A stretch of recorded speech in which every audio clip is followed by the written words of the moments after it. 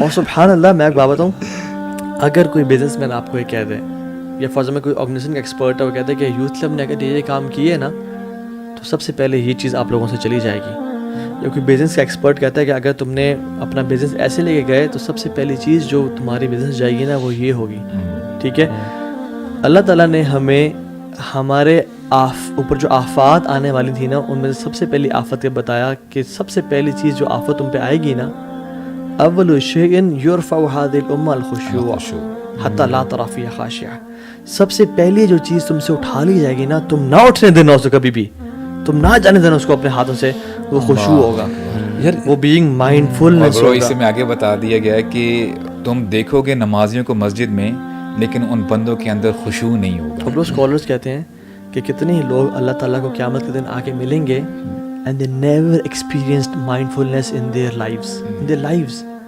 اور حذیفہ بن یمان کہتے ہیں کہ سب سے پہلی چیز جو اٹھائی جائے گی وہ خشوع ہوگا, اور سب سے آخری چیز اٹھائی جائے گی وہ نماز ہوگی. یعنی سب سے پہلی چیز خشوع ہے اور آخری نماز ہے. there will be people praying for all their lives. اور ابو بکر صدیق نے سبحان اللہ اپنے صحابہ کے ساتھ بیٹھے ہوئے, اور یعنی صحابہ ان کے کمپینینز, ٹھیک ہے, اور وہ سامنے بیٹھے ہوئے ہیں تو آیات کی تلاوت ہوئی تو وہ لوگ رونے شروع ہو گئے. ابو بکر صدیق بھی رونے شروع ہو گئے, اور انہوں نے کہا کہ ہاکذا کنا ثم قست قلوبنا, ہم ایسے ہی ہوا کرتے تھے اور پھر ہمارے دل سخت ہو گئے. یہ ابو بکر صدیق کہہ رہے ہیں برو کہ ہم ایسے ہی رویا کرتے تھے اللہ کے نبی کی محفلوں میں, اور پھر ہمارے دل جو ہے نا سخت ہو گئے. یعنی رونا کا نہ آنا, رونا نہ آنا ان کے نزدیک یہ ہے کہ دل کی نماز میں رونا نہ آنا, اٹ از اگینسٹ مائنڈفلنس. آنکھوں کا نم نہ ہونا. یہ دیکھیں آپ اس کو تھوڑا سا 2 منٹ کے لیے اس کو ویژولائز کرنے کی کوشش کریں نا, کہ ہم لوگ کی نماز ابھی کس طرح کی ہے. جب ہم لوگ جانے سے پہلے ہم مسجد انٹر کر رہے ہیں اور فون دیکھتے دیکھتے دیکھتے صف میں کھڑے ہونے سے پہلے فون بند کرتے اور اللہ اکبر کر دیتے.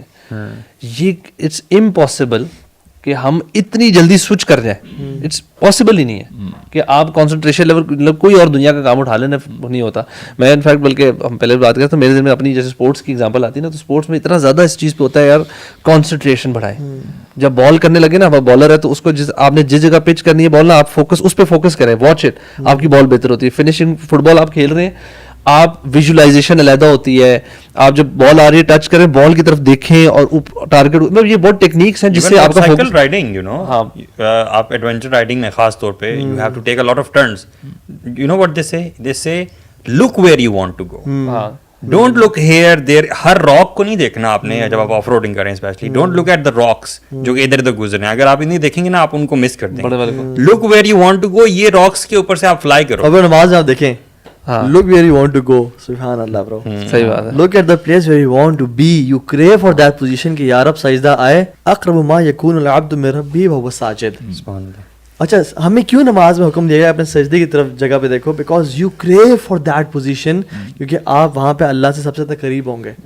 and this is you know bro, نماز کے علاوہ بھی your complete life is all about being mindful of Allah is watching you.